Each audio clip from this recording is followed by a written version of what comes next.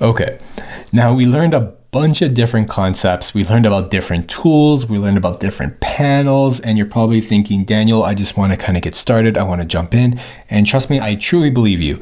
And that's what we're going to do right now. We're going to build a very, very quick landing hero section just to test out what we just learned. Now I have a couple of images that I dropped into here. The easiest way to drop in an image is to either, if you go in here, you can place an image, which is like literally it is uploading an image from your desktop or a file folder over here. You can even get these images through a plugin, and we're going to learn about how to use that in different lessons in the future. But I have these images here. I'm going to make them available for you, and you'll be able to use them in your file. I really encourage you either to follow along and try to recreate what I'm doing, or just try and do your own thing. I mean, it's just for fun. It's just to get used to the program before we actually jump in and start doing some more complex things. So let's do it.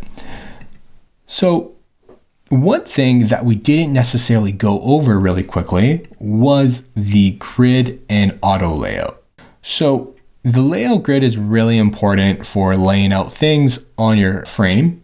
And so if I select the frame, I'll notice in the design properties panel, I'm just going to click layout grid, and this little grid comes up, and that's not what we're going to use. That's more for creating icons. But if I click on that grid and I click columns, that's what we want. So just follow along and I'll teach you how to create better grids in the future. But we're just going to set the count to 12. We're going to set the margin to 100. Your margin is your side on the left and right. And we're going to set our gutter to 32. So let's just stick with that for now, but this is going to be our guide. Now this isn't going to show up in the final designs. You can toggle these on and off. If you go to your view section here, you can show your grids. You have your pixel grid, which we have showing, but your layout grid. Now this is my shortcut, which is Control G. So if I click Control G, it's going to toggle it on and off. And that's just there for you to use for your guide. It's not going to show up in your final designs, like I said, but we're going to do that. And I'm just going to place this here, and we can scale this image any which way we want. So we'll just place that there for now. Now what we're going to do is we're going to create like a company page. We're going to create some shapes. So I'm going to select my rectangle tool.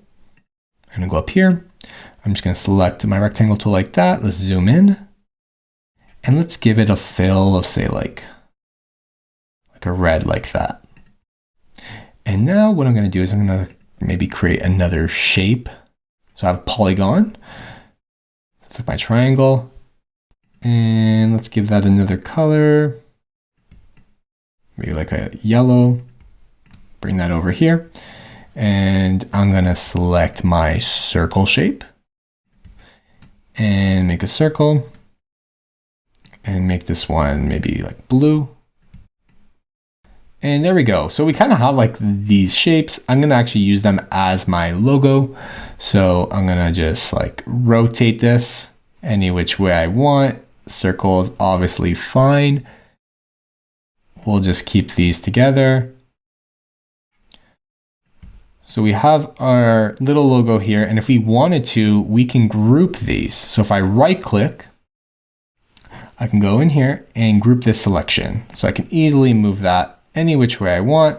It's going to be on my grid. It's going to be at the top. Perfect. So I'm going to create like a consultancy website hero page. Look at these people. They're talking about something really important. Let's get some text. So I'm going to write T. I'm just going to drag. And so I have some text. So let's write transforming the way organizations define, design, and build software. And if I select it all, I can go over here and change the font. Now, a really nice font I like is Merriweather. I'm going to change the font weight and keep it to regular. We can even change the font size. That's going to be fine. these different options here. So what I like to do is I'll just do an auto height. So that's based off of how many lines of text you have. So I'm going to do that. And I'm going to let that go all the way, or we can just do something like, there we go. So it's going to take up 5 columns and my image is going to take up 7. So that's looking really good. What else I'm going to do is I'm going to make another text and we're going to write some more copy. We connect strategy. Now I have all this text prepared.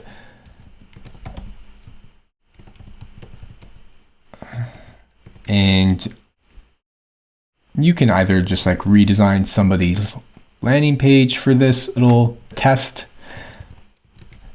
That's what I'm kind of doing. So data services, what else do we have here? To bring your organization's most valuable software driven experiences to life. Okay, now I'm going to select this all with Command A, and I'm going to make this a different font. Let's do something like Open Sans. That's nice, and we're going to bring that down. Oh, 14 is a little too small. We can go up a little bit. 18 is fine, and we'll keep it on regular. And once again, I'm just going to make it auto height, and it's going to be the same width. If we wanted to, we can even bring that in a little bit more. And what we're going to do next is we are going to make a button. Now, the way I like making buttons is I like making them within a frame. So you can put frames within frames. Like I have a frame tool selected right now, and I can make a frame and I can make another frame if I wanted to. So this is my button. You can't really see it right now. And I'm just going to put it right here, but I'm going to fill it. I'm going to fill that frame with my team colors. So let's say black. No, let's do blue. There's my button. And inside my button, I'm going to select the text tool and I'm going to select inside that frame. And if you notice inside my layers, my text will go underneath my frame. So now we have kind of this layer within a layer here. So I'm going to say, let's do learn more. So I'm going to select all of that. I'm going to select the fill and let's do white. I'm also going to set that to centered and I'm going to make sure that it's auto width. So that means it's going to grow with the actual width of the copy inside. So I'm going to select that text again. I'm just going to center it within this frame. Now this is where things get a little bit interesting. Now I'm going to select this frame, and what you can do is you can do this in 2 ways. We're going to rename this to button first. You can do this in 2 ways. You can select your text and you can go to your constraints. Remember what I said about having something within a frame resize easily? You can send it to center and center, and every time you move your frame, it's just going to move. If you set it to left and right, what's going to happen is it's going to shrink because it's only the size of the text. So that means you would need to expand the text. Now I'm holding Option here while I'm expanding it all the way to each side. Now if I go back and I set it back to center, that's one way to make a big button. And we can round the corners on that. So I set it to 5 and clicked enter to confirm that. And now I'm going to hide my grid. It's Control G for me. So I have a nice button. But if I wanted to do, say, an auto layout, I can click this little auto layout while I'm selecting the button frame. Click that. And what it's going to do is if I have 2 or more items within this frame, it's going to automatically lay it out in a horizontal direction. So if I say copy this and paste it, it will be automatically added and it will grow the entire frame. You'll see that the space between is 10. If I make it like, say, something like 24, it's going to grow. If I make the space around, you can make that over here. So this is your top and your bottom, your left and your right, and where it is within this actual frame. So everything is to the left and the right. So your auto layout right now these are kind of like your constraints of your auto layout. All the content, I want them to be centered to the middle in this case. Right now they're packed together, but you can also have space between. So if I select this frame and I scale it, they're gonna be to the left and the right in this case, or top to the bottom if there's positioned vertically. So let's remove all this. I'm going to Command Z all the way back, but we're going to keep the auto layout. And what we're going to do is we're going to set, this can be set to 0 because we only have one thing in here. We're going to go in here. We're going to set this to the center. We're going to do 16 for the top, 16 for the bottom. We're going to have space of 40 on the left and space of 40 right. And that's perfect. So it's packed in there, and we are going to set the constraints. So if it's hug contents, that means it's going to not grow when I move it left or right. So if I select this frame and I move it left or right, those things are not going to grow. So let's make this a little bit smaller. Okay.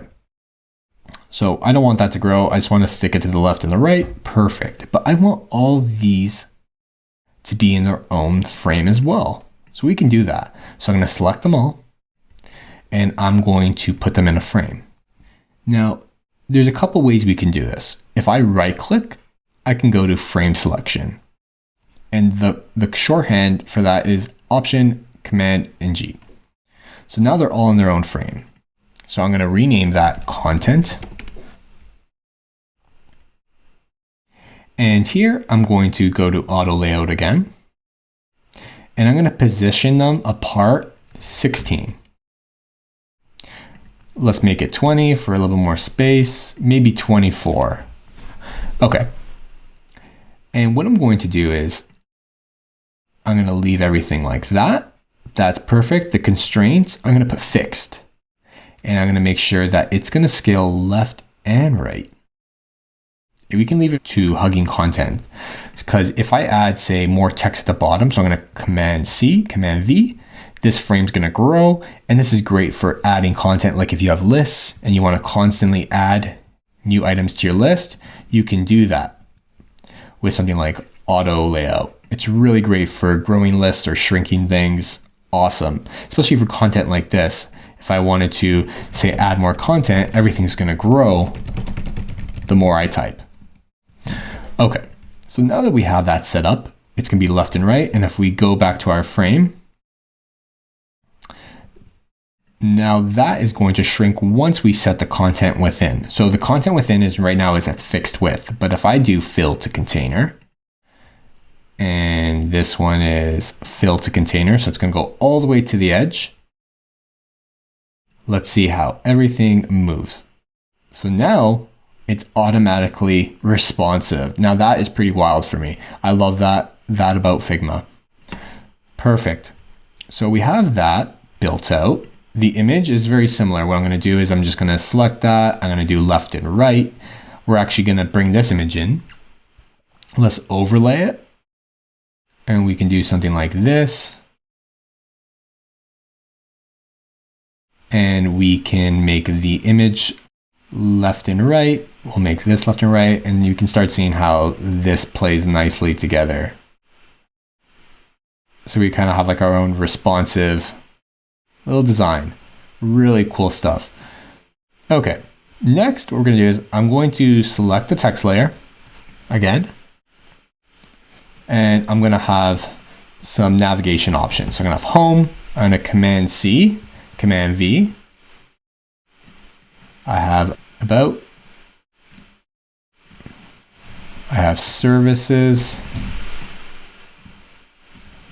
I have case studies, and the last one I have contact. So these are all my options, and I can do that same thing. I can right click in while I select all of them, frame that selection. We can make that into an auto layout, and we can space them any which way we want. And I'm just going to put them all the way onto the right for now and center it If I select all these, I'm going to go up here and I'm just going to center them on that vertical axis. And now we kind of have our header. Really cool stuff here. So this button, let's talk about quickly components. So now we have this button that I want to reuse, say, through the website as our primary. What I can do is I can create a component out of it by clicking that button up there. And I can rename this component to primary. Now I'm going to go into my prototypes and I'm going to want to use that primary. So I'm going to go into my assets tab. It's on desktop right now. And now I can reuse that primary button that we just created. I'm holding down Option while I'm dragging it. Option and Shift is going to let me drag it while keeping it on the same vertical axis. You can space that and snap it to grid. And we can modify this and create different variations of that primary button if we wanted to. But this primary button is reusable now. So I'm going to delete those and go back. So as you can see, with what we learned, we could easily create a little web page. We created some shapes here. We learned how to use our text layers. We learned how to create components with buttons. We had images, constraints, creating a responsive website, using frames, and using the new auto layout feature that Figma had just released. And we were easily able to create something that looks really great. So let's toggle that grid. So I have Control G. Let's toggle that, and that looks really, really nice. It looks really professional. And now you're ready to go. If you have any questions, don't hesitate to reach out to me and I'll get back to you really quickly.